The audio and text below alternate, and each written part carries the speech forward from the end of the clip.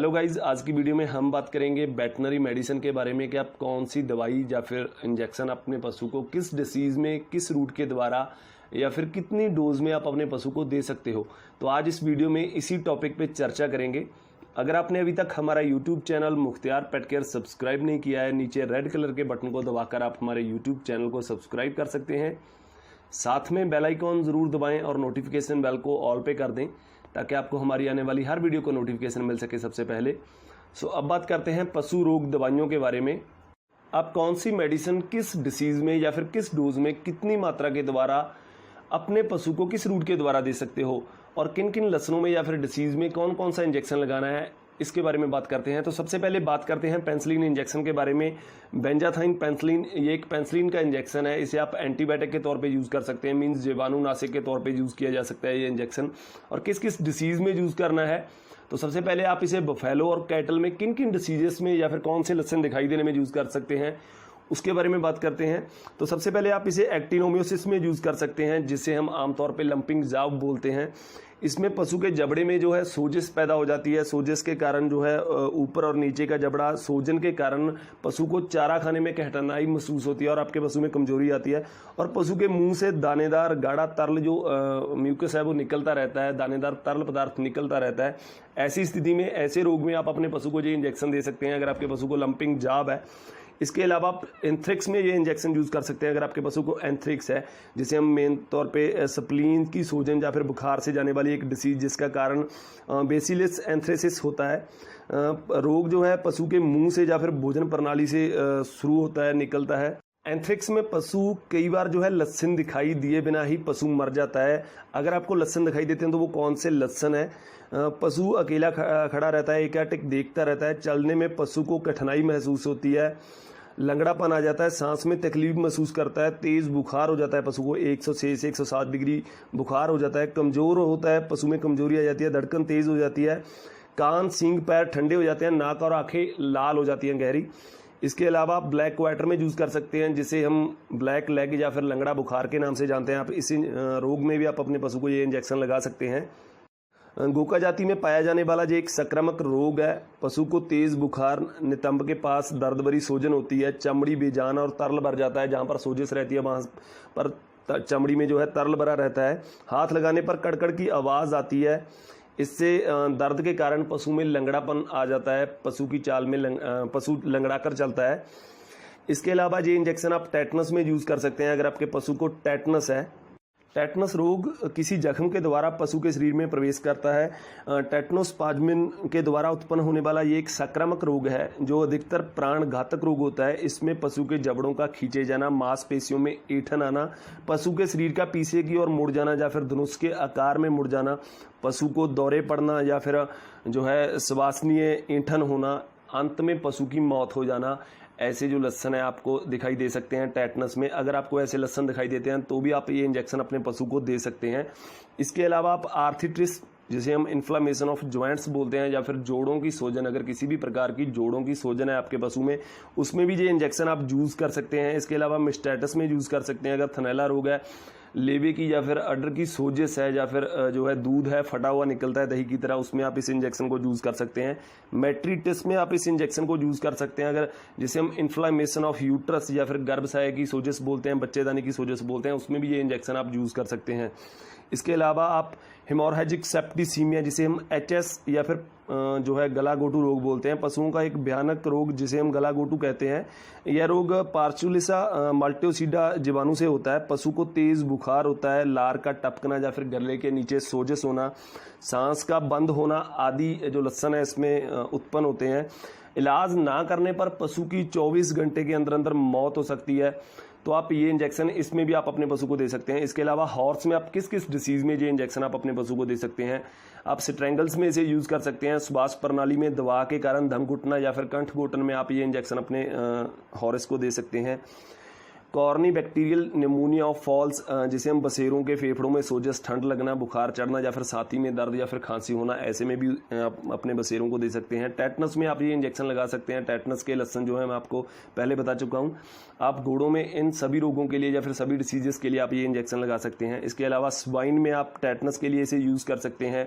या फिर foot rot के लिए यूज़ कर सकते हैं। पशु का एक रोग जिसमें पैरों की उंगलियों में जो चमड़ी है उसके बीच सूजन या फिर खुरों के बीच की चमड़ी में सूजन आ जाती है, जिसके कारण अधिकतर पशु जो है लंगड़ा कर चलता है।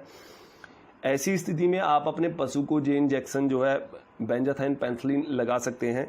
इसके अलावा सीप और गॉट में आप टेटनस में इसे यूज़ कर सकते हैं। वाउंड इन्फेक्शन, अगर जख्म से किसी भी प्रकार की इन्फेक्शन बढ़ती है, जख्म ज़्यादा बढ़ने लगता है, उसमें आप ये इंजेक्शन लगा सकते हैं।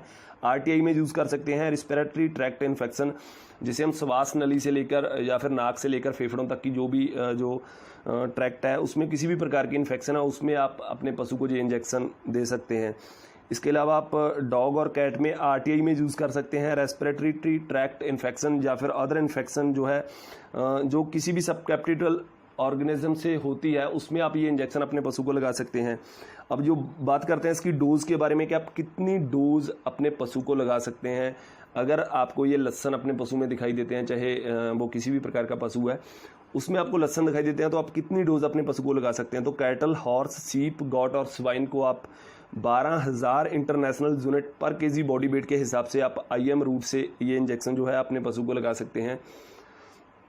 और डॉग और कैट में मीन्स कुत्ते और बिल्ली में आप 30,000 इंटरनेशनल यूनिट जो है पर केजी बॉडी वेट के हिसाब से आप अपने पशु को लगा सकते हैं।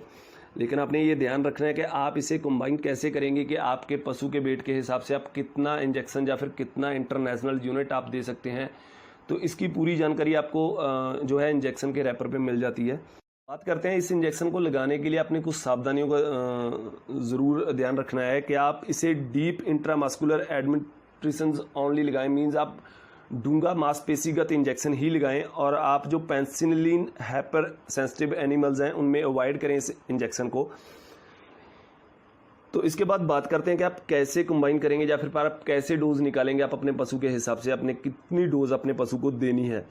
तो ये इंजेक्शन जो है आपको 6 लाख इंटरनेशनल यूनिट बैल में मौजूद है, 12 lakh international unit, 24 lakh international unit और 48 लाख इंटरनेशनल यूनिट बैल में अवेलेबल है। अगर आपका पशु जो है 50 kg का है तो आप उसे 6 लाख इंटरनेशनल यूनिट जो है लगा सकते हो। अगर 100 kg का है तो आप उसे 12 लाख इंटरनेशनल यूनिट लगा सकते हो।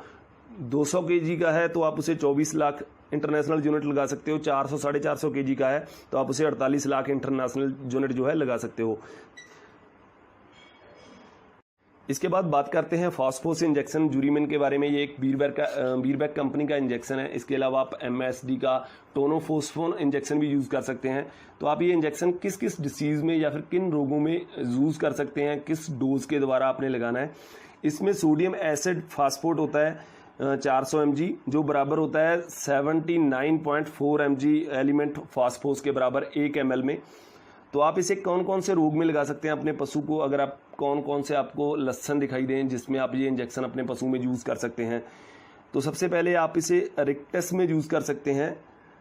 अगर रिक्टस जो है छोटे बढ़ रहे बच्चे पशु जो होते हैं उनमें विटामिन D और फास्फोरस की कमी से होता है, जिसमें ओफासित जो है खनिजीकरण के ना होने से हड्डियां जो हैं वो मुड़ जाती हैं, पशु की हड्डियां जो हैं कोमल हो जाती हैं जिसके कारण मुड़ने लगती हैं, या फिर जोड़ों में सूजन दिखाई देने लगती है छोटे पशुओं में या फिर छोटे बच्चों में।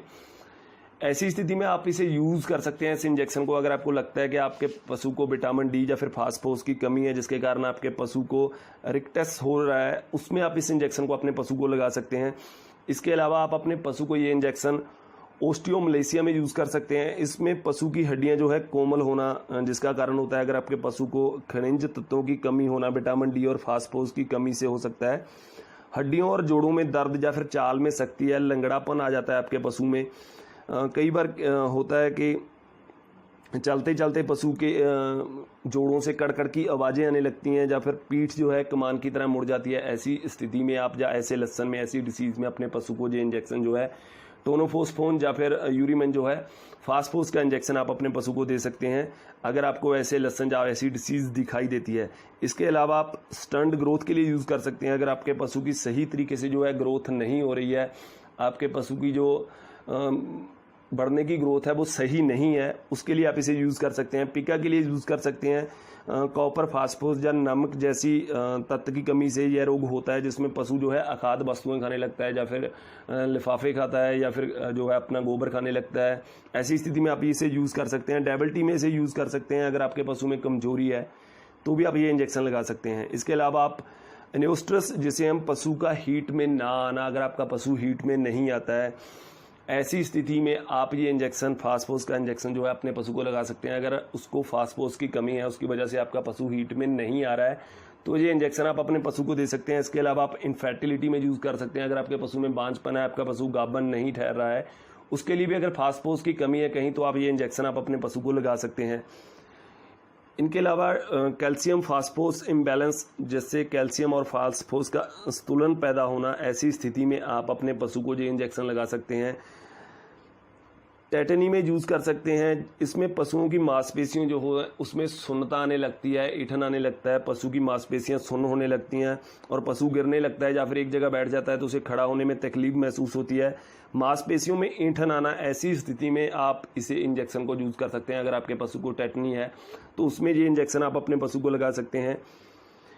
इसके अलावा आप लीकी टीट्स में से यूज़ कर सकते हैं। अगर आपके पशु के थन से जो है दूध निकलता रहता है, अपने आप थोड़े दबाव से दूध निकलने लगता है, तो ऐसी स्थिति में भी आप इसे यूज़ कर सकते हैं। मेटाबॉलिक डिसऑर्डर्स के लिए यूज़ कर सकते हैं, या फिर रिपीट ब्रीडिंग और infertility due to phosphorus deficiency. अगर फास्फोरस की डेफिशिएंसी से आपके पशु रिपीट ब्रीडिंग कर रहा है या फिर उसमें इनफर्टिलिटी है, बांझपन की समस्या है, अस्थायी बांझपन है, तो उसके लिए भी ये इंजेक्शन आप अपने पशु को लगा सकते हैं। अब बात करते हैं डोज के बारे में कि आप कितनी डोज अपने पशु को लगा सकते हैं। तो सबसे पहले आप IM, SC और IB रूट, किसी के रूट के द्वारा आप ये इंजेक्शन अपने पशु को दे सकते हैं। लार्ज एनिमल में आपने 5 से 20 ml ये इंजेक्शन अपने पशु को लगाना है। स्मॉल एनिमल्स में आपने 1 से 5 ml आप अपने पशु को लगा सकते हैं किसी भी रूट के द्वारा, उसके वजन के हिसाब से।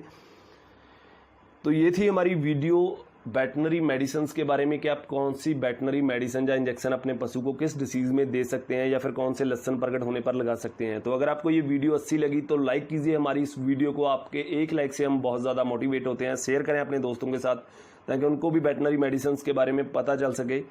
और ऐसी ही वेटनरी वीडियोस को देखने के लिए आप हमारे YouTube channel Mukhtiyar pet care को सब्सक्राइब कर सकते हैं। हम आपके लिए ऐसी वेटनरी वीडियोस लेकर आते रहते हैं। हमारी वीडियो को देखने और पसंद करने के लिए आपका बहुत बहुत धन्यवाद।